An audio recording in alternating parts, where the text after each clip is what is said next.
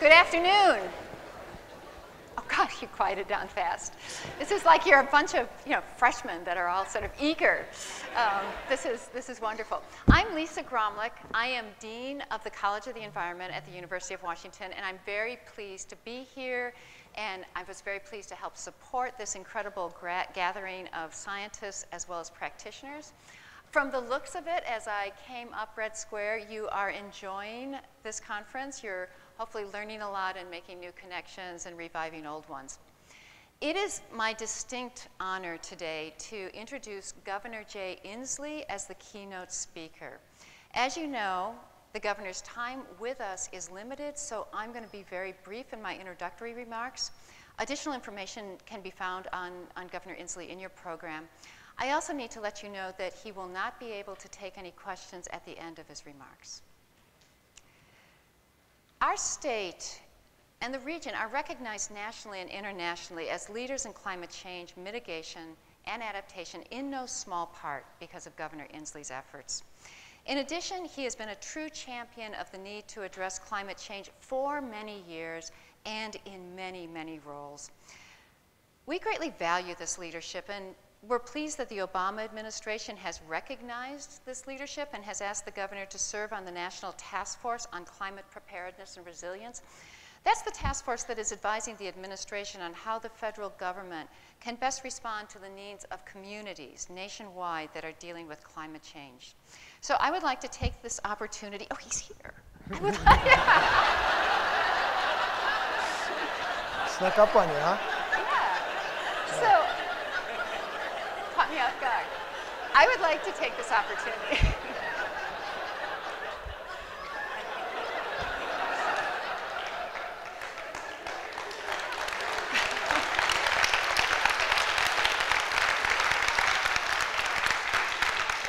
Okay, I've totally blown the deanly thing. You know what? Thanks for what you do. Thank you. On behalf of all of us. Thank you. Thank Take you. it away. Thanks, Dean. Thank you. Thank you. Well, thank you, Dean. We are so appreciative of your leadership in the whole state, and to have such a national leader here at the University of Washington is really, really great. I am so delighted to be here today at the UW Miles Stomping Grounds and to be amongst this audience. I just want to tell you, it's a personal delight. Being governor of the most dynamic state in the country is always great, but it's maybe greatest when you get to meet a group like this. And just for a moment, I would like to share why I'm particularly delighted about this. I have to go back to my UW days. When I was driving down here, I remember a time when I got sort of a substandard grade in maybe it was chemistry, I can't recall, and got home, my dad said, Jay, you know, you're a slacker. You're just on the path to nowhere. You know, he was a UW graduate. He said in my day, in the 40s, we really buckled down and did our homework and good things happened. And, you know, you're just headed to oblivion on the route you're on. And I looked at him, I said, Dad, you know, I respect what you think, but the day will come, perhaps decades hence, when I will return to the University of Washington and speak to some of the smartest climate scientists and policymakers in the United States. And so I'm going to, his birthday's here in a couple weeks, I'm going to remind him of that and let him know. But this is a huge honor for me to be able to join you, because this is the Super Bowl of the science on climate change and innovation to deal with climate change. It's right here at the University of Washington. Our other colleges in our state are involved as well, but this really is the center of that research. And to have that in our backyard, in the state with the greatest value system dedicated to preserving our state, also have the best scientists in the world to deal with this problem, is perhaps not a happy coincidence. Maybe it's divine intervention. But we have both of those things right here in the state of Washington. I'm really excited that UW's only Mary Claire King just won the Lasker Award. How about a round of applause for Dr. King winning this award? It's really exciting to see that. We were at the center of commercialization for a rollout to announce this incredible achievement of having 18 new startup companies coming out of this commercialization center right from the University of Washington to help job creation in our state. We have Amy Snover, who's directing the Climate Impacts Group, making sure that the best and latest science is available. And I don't think there is another state that has such a good, comprehensive, acute, and credible assessment of the impacts on our own state than the state of Washington because of this leadership team. And she did such a tremendous job helping the President's White House Climate Resilience Task Force dig through this deep data to figure out what we can do nationally when it comes to becoming more resilient communities. So I want to thank her for this incredible leadership. Now, it's exciting to me that the biggest turnout for this conference was this year. And I guess I don't have to convince anyone here about the challenges we face as a state and a nation associated with this problem. And I think it's a good sign that this is the biggest conference we've had this year, because we've learned every day that this becomes a more significant and more rapid beast, which is attacking our state. So I'm appreciative that we have such turnout today. And it's about science fundamentally.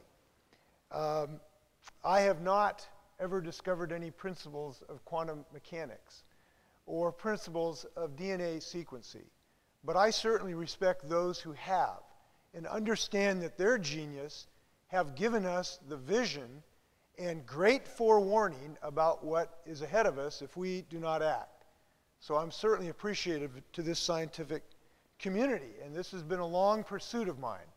I got involved in this in the mid-90s here at the University of Washington with some people associated with the school. And as each new study is released, I am only more convinced of the urgency of this situation. Not just its depth, but the urgency of this challenge. A study just published in the journal Science revealed that some of the heat that's warming our planet is being absorbed by our oceans. We used to think this was a good thing, but it's not just at the surface, but 700 to 2,000 meters down. That points to the accelerated warning will make that sink no longer available over the long term. I read yesterday, as you did, that the latest Audubon report on the devastating impact of climate change will have on birds in our continent. This is amazing to me. I mean, think about this. About half of the birds that regularly occur in Washington, about 189 of 329 species, will be endangered or threatened by climate change within this century. Yesterday, I saw the latest figures from the World Meteorological Organization showing that last year carbon dioxide levels rose to historic highs, and we have not been successful in reducing the rate of CO2 accumulation in our atmosphere. It is difficult to find a day of the week that goes by without additional evidence why this is not only a problem, but why we must deal with this today and not tomorrow. Earlier this year, the university released a report concluding that climate change increased atmospheric levels to unprecedented levels in the last 800,000 years. I think the sum total of these reports, you could take a couple of points. First, changes in our natural systems will, with scientific clarity, bring significant consequences, both for the economy, for our infrastructure, for our natural systems, and ultimately human health in the evergreen state. And we need to start planning for that and fighting that. Second, the decisions we make going forward about greenhouse gas emissions are going to have a significant impact on our children's and our grandchildren's futures. I believe we should make decisions that give them the very best chance they have of avoiding the worst impacts of looming climate change. And while I find this science compelling, concerning, and motivating, however, and this is the thing that continues to shock me, and not everyone is convinced of the need of action. And I'm not just talking about climate deniers who have a frontal denial and explicit denial of climate science. Climate agnostics, climate inactivists, climate pacifists, people who are not engaged in this. That passivity is equally lethal to the prospects of our grandchildren. Those who shrug their shoulders and say that they don't know if this is man-made or aren't sure we can do anything about it even if it's real, that inaction is just as dangerous as inaction precipitated by the pessimists who fan the flames of climate denial, who are pessimistic about our ability to defeat this beast and use technology to beat this. And I want to make this point very clear. Those of us who want to fight climate change, those of us who want to build technologies to defeat it, are the optimists in this struggle.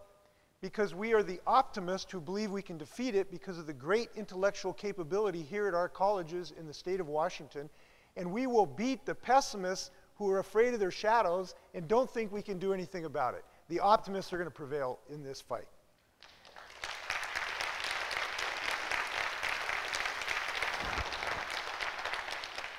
So when I speak about climate change, I ask everyone who values optimism and a can-do spirit to join this all-hands-on-deck effort. And if we are going to succeed on this, it needs to be an all-hands-on-deck effort. The more people who are out there speaking loudly, the more attention this issue will receive. And fundamentally, I've come here today to do one thing, and that is to ask for your help. There is no more credible, vital, and effective group of people in the state of Washington, of 7 million people, than the people in this audience today. Fundamentally, that's why I'm here today. For this reason, the data you produce, the scientific papers you write, are very, very important. But there's more.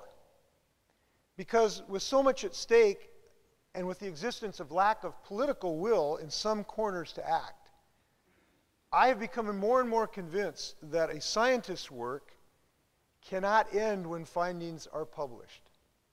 That is the first of a two-step process.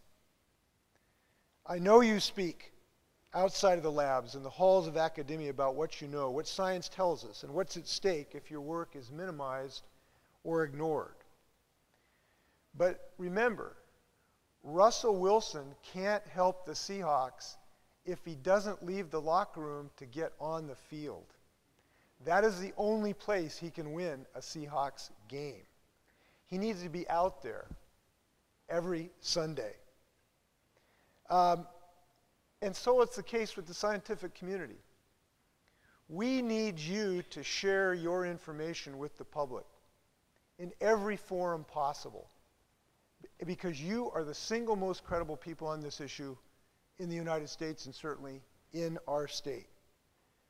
A University of New Hampshire study found recently that nearly 2/3 of respondents say they trust scientists to provide accurate information about environmental issues.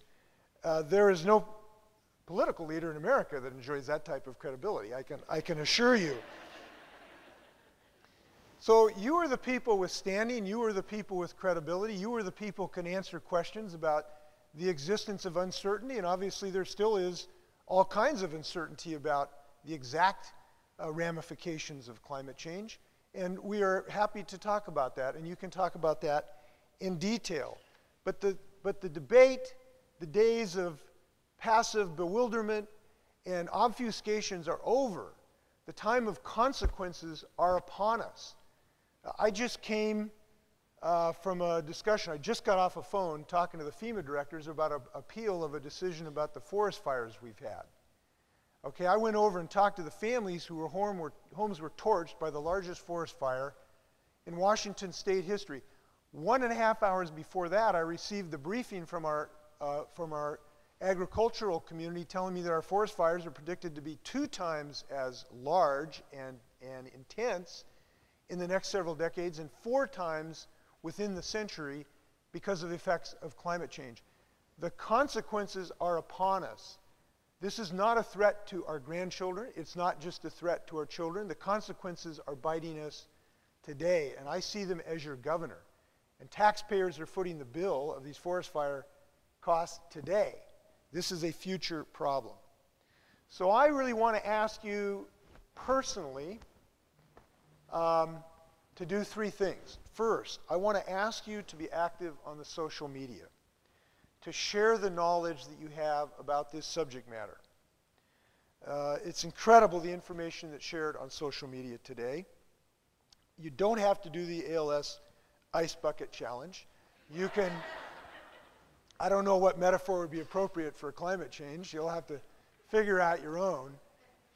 But I'm very serious about this. If Kim Kardashian can go across the social network, so should climate change, okay? So I'm hopeful you'll take me up on this. Second, I want to ask you to recruit your colleagues into a larger public discussion of this issue. For every one of the credible voices out here, there's another credible voice. We need to be engaged in this public discussion. I want to ask you to encourage your fellows to be active in this public discussion. And three, I want to ask you to talk to your elected officials, business leaders, and other opinion leaders. And I want to share a little secret with you. Face-to-face personal conversations about this and other subjects can be extremely valuable. You would be amazed what you can accomplish with a conversation sometime with an elected leader, sharing your real knowledge about this. And I encourage you to try that, even if you've never done it. Just try it one time. I think you might actually enjoy it. And it comes back to a general precept. The quote I found from British chemist Baron C.P. Snow said, "A scientist has to be neutral in his search for the truth, but he or she cannot be neutral as to the use of that truth when found. If you know more than other people, you have more responsibility, not less. And I can tell you, if you do these three things I've asked for, we will make a difference in the state of Washington in our policy." Now, I understand I'm asking you a little bit to step outside of your comfort zone, right? You didn't go into chemistry or quantum mechanics to spend your time with legislators or county commissioners. But I am asking you to do it for our grandkids, because that's the way that this job will get done. And I know that you'll be good at it. This is not a political, partisan, or ideological request. Leave the policy to the politicians. But you are the truth tellers. You are the explainers. You are the men and women who can get past some of the incredible misinformation that a lot of my political colleagues in public life are being exposed to on a very, very concerted effort to create doubt and confusion about this subject. And by the way, I want to make sure everybody understands what's going on here. This narrative, this movie we are seeing about climate change, we saw this movie before.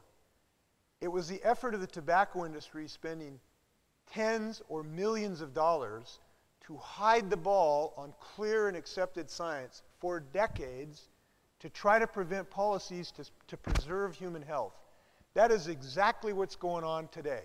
You can be assured that in our meeting, there's several meetings going around the country where industries that don't want to face this need for change are figuring out how to spend tens of millions of dollars to do exactly what the tobacco industry did to so much horrendous damage to our community that we finally got the truth out. And that's what we're up against.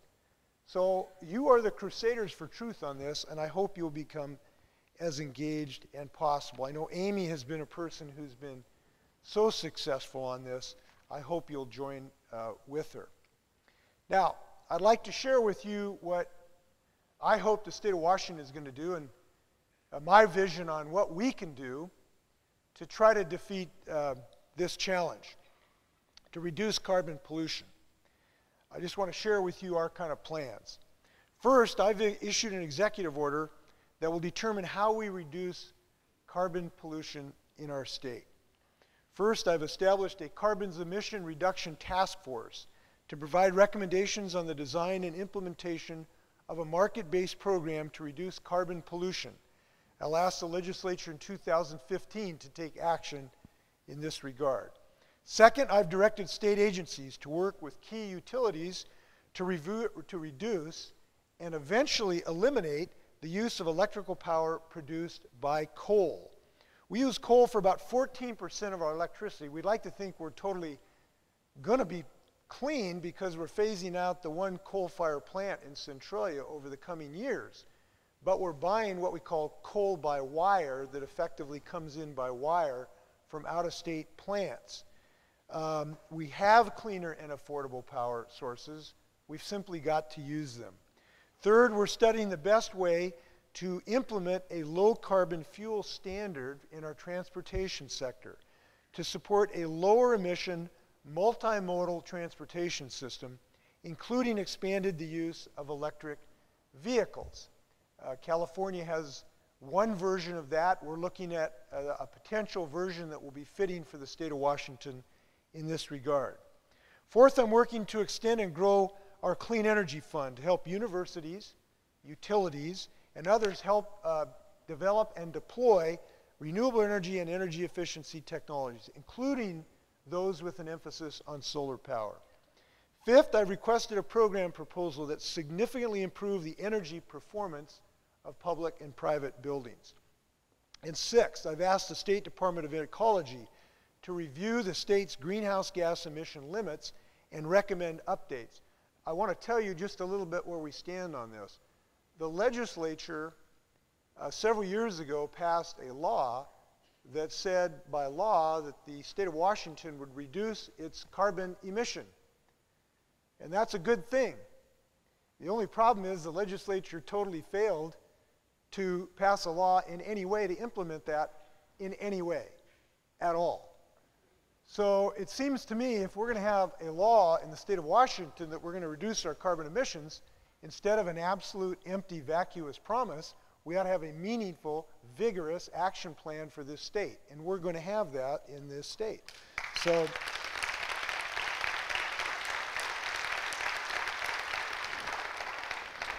on that last piece I mentioned, the review of our state's emission limits by law has to be based on the latest climate science as reported by the Climate Impacts Group.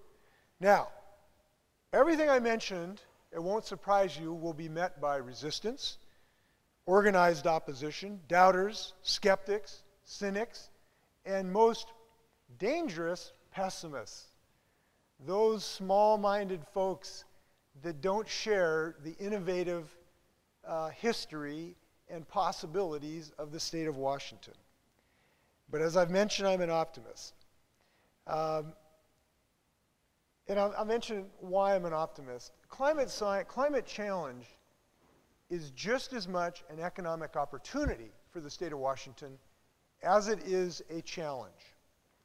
It is a huge challenge because of the damage that it is already causing our state. But it is a huge opportunity because it is right up our alley by giving us a chance to do what we do so well, and that's to create technology and have entrepreneurs go out and build whole new industries that we can dominate the marketplace with. We're no stranger in ability to do that. We brought the world's first successful commercial jet plane to use. We pioneered software that revolutionized desktop computing. We gave the world the ability to buy anything with just one click. We even invented the $4 cup of coffee. So by the way, there's a well-known coffee company. You can actually get a cup for $1.82 too, just to make sure that you understand that. So we've got tremendous rewards available to us economically if we can move out first. And I know that Washington has the necessary innovative spirit, the entrepreneurial zeal, and the scientific literacy that's represented in this room to lead this revolution. And that's why I'm excited about it. As governor, I want to make sure that the state makes the right investments to support continued research and development of clean energy innovations. Last year, we inaugurated a new Clean Energy Institute right here at the UW with a $6 million investment from our state. Some of the best and brightest minds today are working and developing technologies that advance storage of electricity and solar power. Met a fellow named Wes Williamson, and this is so exciting when you meet young people like this. He's a UW student working on developing a photovoltaic paint that could someday revolutionize solar cells. That's the kind of information we want to start in our colleges. During my first year as governor, I also pushed for the establishment of a clean energy fund, which the legislature funded with $40 million for the current biennium. That's money we're now investing in companies that can help bring to commercial application these new technologies to reduce carbon emissions, increase our energy independence, and create and sustain good-paying jobs. In June, I announced 3 smart grid matching grants totaling $14.3 million in this Clean Energy Fund. It was awarded to 3 of our state's utilities for smart grid demonstration projects. Our state's going to benefit from these in several ways. First, it really is going to advance cutting-edge, made-in-Washington technology, moving us up faster on the learning curve. Second, it's going to help integrate increasing amounts of renewable energy into the grid, from rooftop solar panels to wind farms, while ensuring a safe, reliable, and cost-effective supply of electricity. And I'm going to continue to push for these investments, and I'll tell you why. We have a pathetic research budget in our nation dealing with this existential threat to our nation in our state. Here's one little factoid for you. I don't know what it is now, but 4 years ago, the dog food industry spent more on R&D than all of the electric utility companies in the United States. Now, it seems to me when you've got something that is of this enormity going to change the entire ecosystem of the house where you live, you ought to have more in your R&D budget.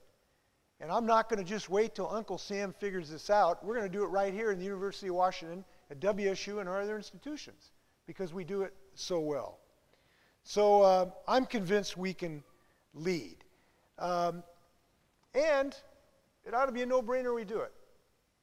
Because this is not abstract anymore. This problem is biting us all over the state. You know, I've done a tour this summer where I've seen shellfish growers in Hood Canal that can't grow their baby oysters because of ocean acidification.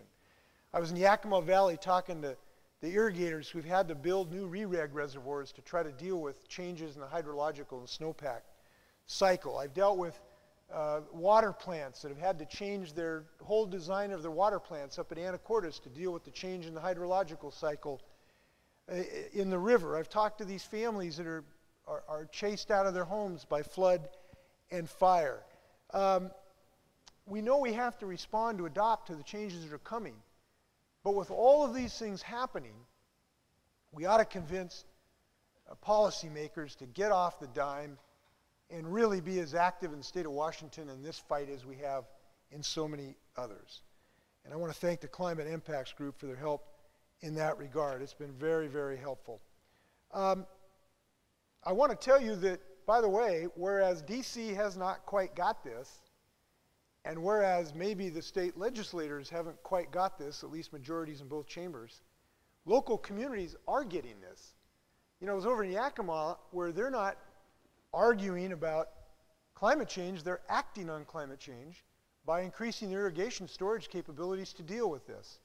And what you're finding is the people where the rubber meets the road, they're not getting distracted by phony arguments foisted by the successors to the tobacco industry. They're actually making investments to deal with this problem. So we ought to be optimistic in that regard.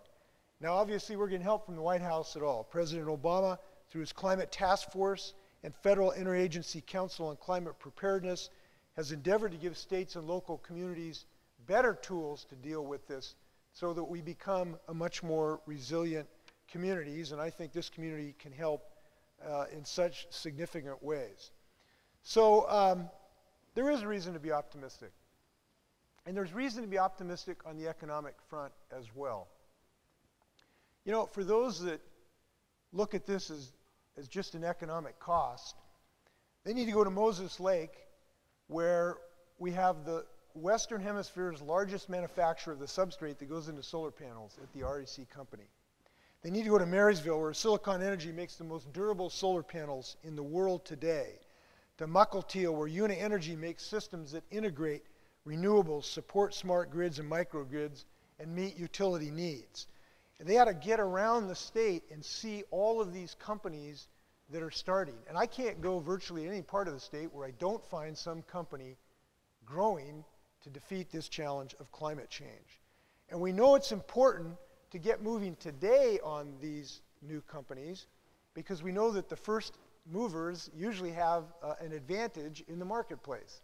And that's why urgency is important, not just from the environmental consequences, but from our ability to seize these economic opportunities. And again, we are so well positioned to to capture this. You know, we have the lead scientists that have pioneered research on crystal batteries. I was over at Washington State and talked to these two scientists that came up with this whole new system of storage. Microorganisms are being used to produce biofuels and other products that currently come from petrochemicals. And catalyst technologies can control key reactions for next generation hydrogen vehicles. This is what we do so well, is to develop these game-changing technologies. So I want to mention 3 principles that are going to guide and should guide the state of Washington, I think, at least on how I think of this in closing. Principle number one is we're talking about our homes. You know, we're not talking about some abstract thing in, you know, Mongolia or somewhere else. We're talking about our homes here, fundamentally. And there is a principle that you defend your home.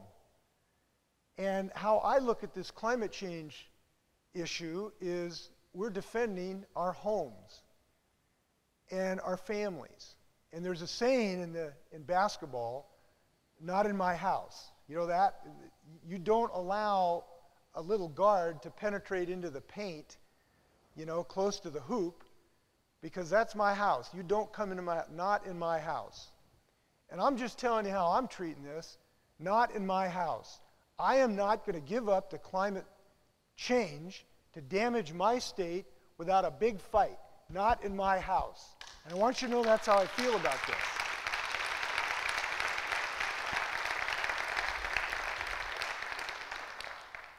Second principle, Washingtonians don't wait for somebody else to lead the world. We are the leaders of the world, and we will be the leaders of the world if we are optimistic about our capabilities. And we do not wait for somebody else to take action when it is necessary. And I'll tell you, here's the reason I know that.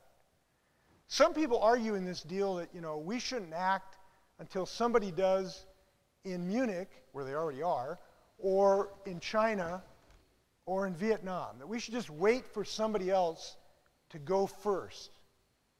That's not what we do in the state of Washington. And I'll tell you, I know this because I've seen it. When the Oso mudslide ripped through Oso and shoved those houses a half mile down the forest, there wasn't one single person in the entire Stillaguamish Valley who said, I'm not going to help until somebody else does from the next county. Not one single person.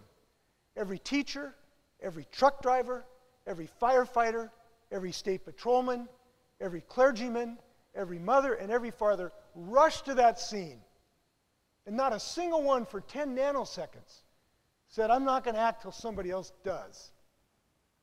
And the reason they did that is I think it is a Washington value to when you perceive a threat to your home and to your family and to your neighbors, you get in there and do something about it. You don't sit there and sort of shuck off the responsibility to somebody else.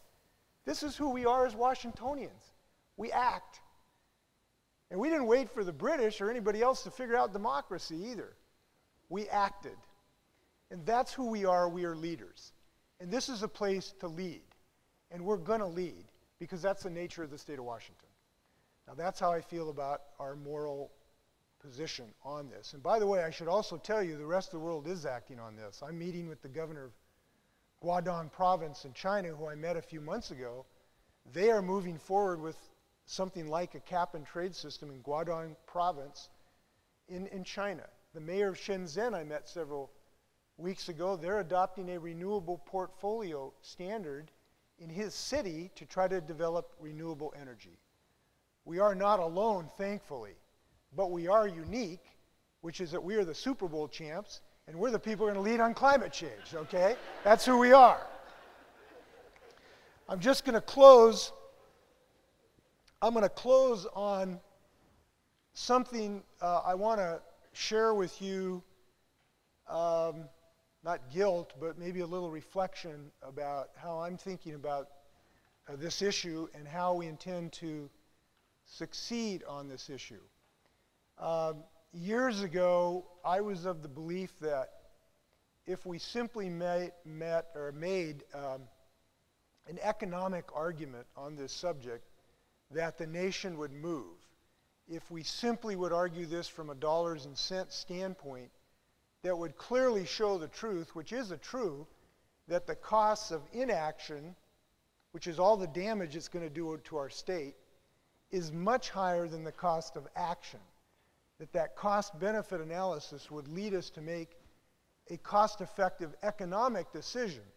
And one thing I learned as a major in economics at the University of Washington is if inaction is going to cost you $10 and action will cost you $1, spend the dollar, okay?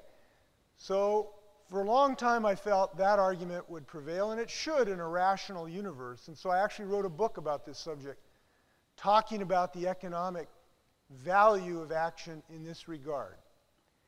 I want to say that I've changed my mind a little bit on this. I've come to believe that what will succeed on this, and the reason that we will succeed, and I believe we will succeed in the state of Washington on this, is that it is consistent with our deepest values as mothers and fathers and grandfathers and grandmothers. That it is that heartfelt commitment to our homes and to our children and to our grandchildren that ultimately is the motive force, the energy that will actually stop climate change. And I believe what we carry in our hearts as parents and as grandparents in this state has more energy per cubic centimeter than carbon dioxide. Now I believe that's I don't know if you can chemically prove that, but I can emotionally prove that when I see mothers and fathers and grandparents and grandkids, how they feel about their progeny. So I believe that moral sense and that emotive sense is what's going to actually win this fight for us. And so I think we have to start talking about that more, and I think we have to think about these terms in not, miles per kilometer or ergs or watts or anything else, but in hearts and in values and in what is right and what is wrong. Now, I know there's one thing that's wrong, and I think every faith shares this view, and I think every family shares this view. Wrecking the future of your grandkids is wrong. It's a simple wrong. And unrestrained carbon emissions and unrestrained burning of fossil fuels is simply wrong. And we need to say that vocally and repeatedly and with great force, because it is something I believe. And that is why ultimately we're going to win this battle. I'll close by a quote with Winston Churchill. He was questioned about, would America ever enter World War II to help Britain in the fight against fascism? And many people thought that America would always maintain its precious neutrality and not act. Churchill always believed that eventually, even late in the game, America would act. And here's what he said about why he thought America would act. He said, the destiny of America will eventually will not be dictated by methodical calculations of profit and loss, but by moral sentiment and by that gleaming flash of resolve that lifts hearts and nations. I am glad to be allied with you to lift this state forward, to do what is right, which is to preserve the evergreen state. Thanks for your efforts. Let's go do some great work. Thanks a lot. Thank you.